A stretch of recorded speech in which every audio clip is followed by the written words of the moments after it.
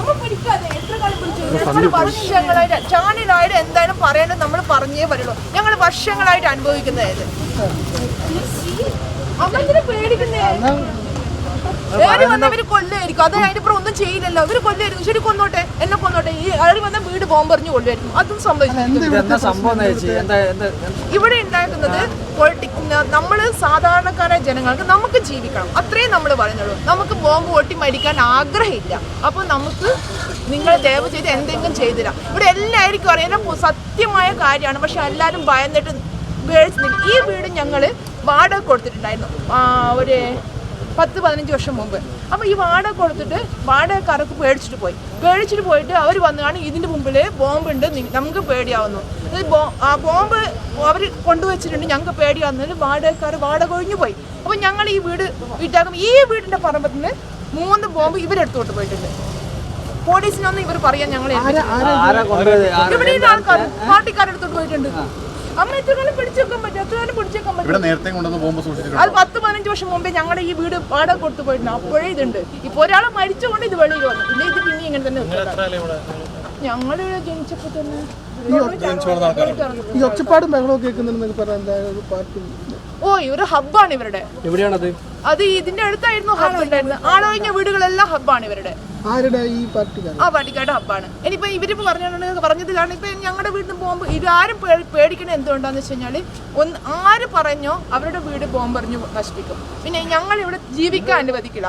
ശരി, ഞങ്ങളെ ജീവിക്കാൻ അനുവദിച്ചിട്ടും ശരി, ഞാൻ പറയുന്നത് എനിക്ക് വേണ്ടിയല്ല, ഈ നാട്ടിലെ എല്ലാ ആൾക്കാർക്കും വേണ്ടിയാണ്. നിങ്ങൾക്ക് സഹായിക്കാൻ പറ്റുമെങ്കിൽ സഹായിക്കും. പലരും പേടിച്ചിട്ടാണ് പറയുന്നത്. കാരണം ഇവരുടെ വീടുകളിൽ ബോംബെറിയും, ഇല്ലെങ്കിൽ വീടുകളിൽ ജീവിക്കാൻ അനുവദിക്കില്ല. എന്റെ പേര് സിയാം.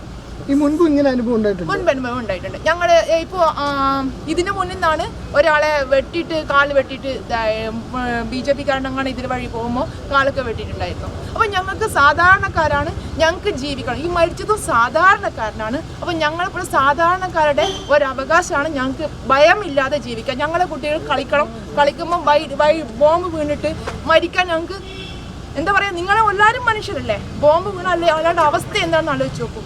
പറയണ്ടേ, എത്ര കാലം പറയാണ്ടിരിക്കും?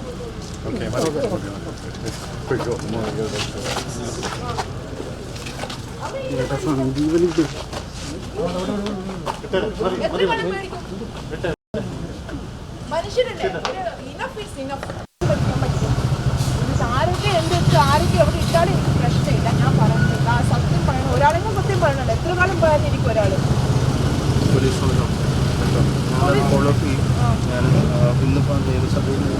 കാരണം നമ്മള്